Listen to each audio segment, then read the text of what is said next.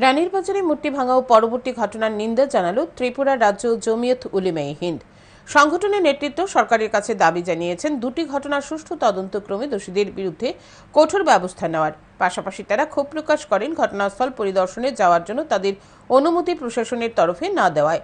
তারা জানান রানীর বাজারের ঘটনা নিয়ে তারা মুখ্যমন্ত্রী ও রাজ্য পুলিশের মহানির্দেশকের কাছে চিঠি পাঠাবেন।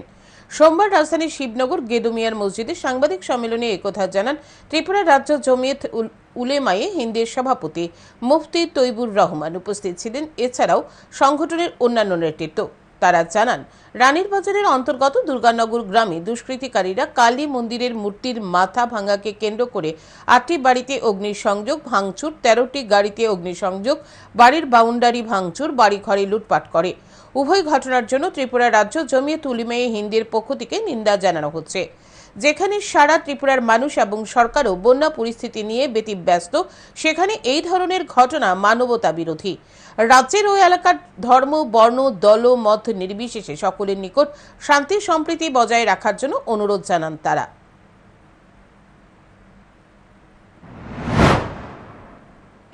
কংগ্রেস, সিপিএম, বিজেপি, তৃণমূল বাধা দিতে পারে।